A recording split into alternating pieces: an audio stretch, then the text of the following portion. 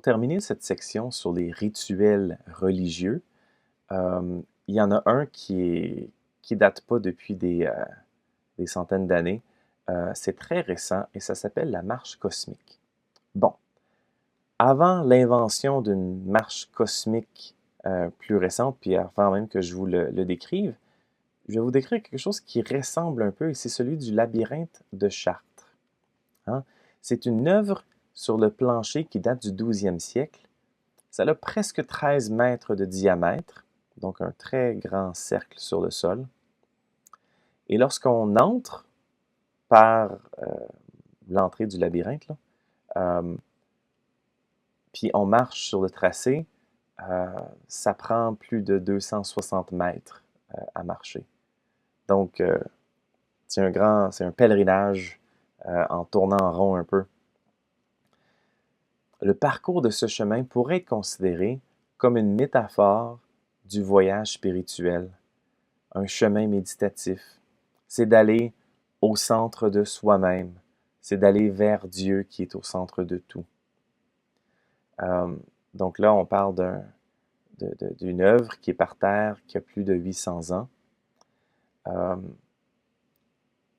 Et puis, ces labyrinthes-là ont été reproduits dans d'autres églises. Et il y a même des équivalents qui sont faits à l'extérieur.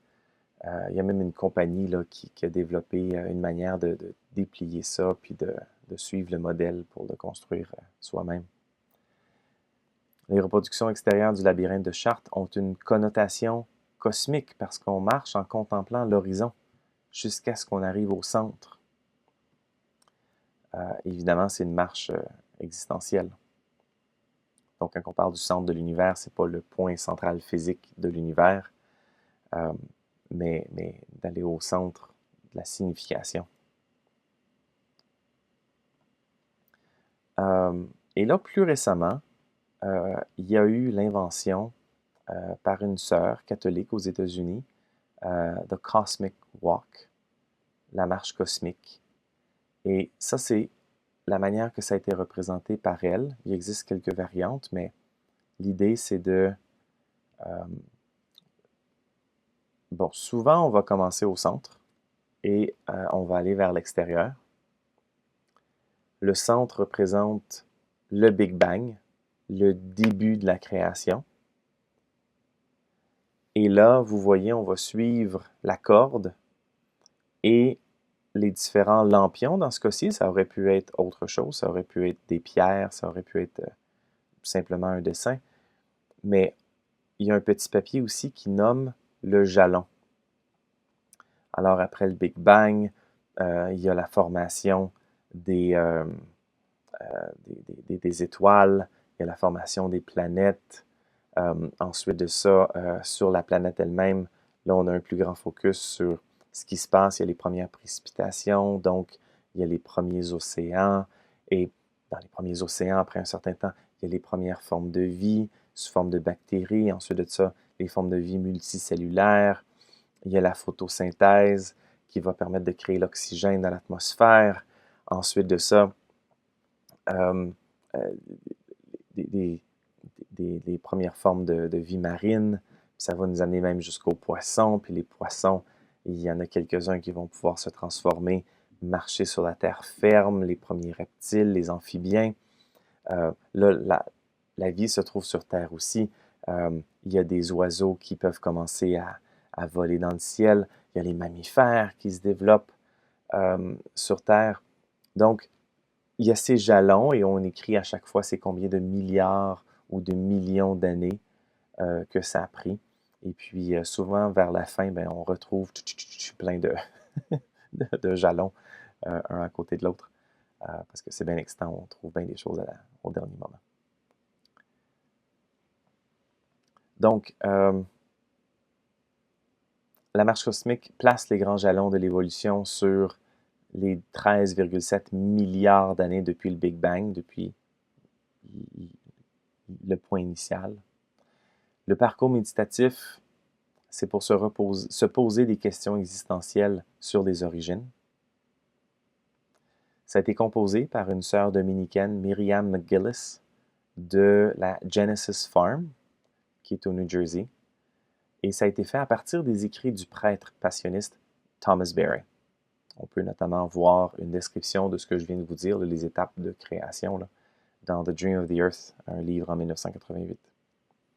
Et depuis cette inspiration initiale de Miriam McGillis, il y a plusieurs autres versions qui ont été faites.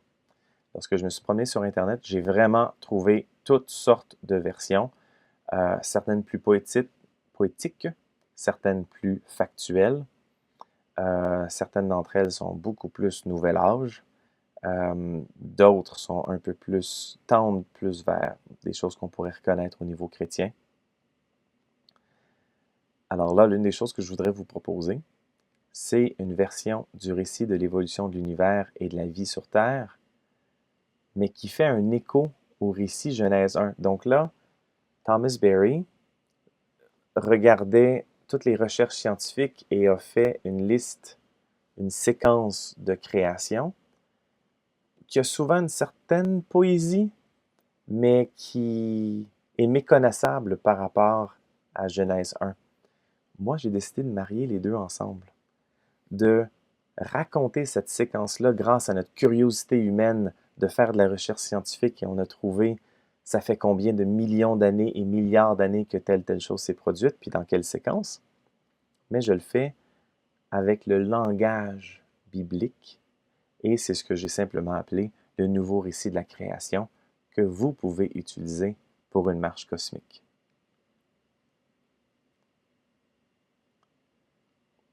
Je vous donne un exemple. Donc, à gauche, c'est celle qu'on pourrait retrouver typiquement, celle qui a été écrite par Miriam McGillis, et à droite, un peu l'équivalent de ce que j'ai pu écrire. Et d'ailleurs, j'ai écrit mon texte ne sachant pas qu'il existait le concept de la marche cosmique. Alors là, je vais juste mettre les deux ensemble pour le bénéfice de tous.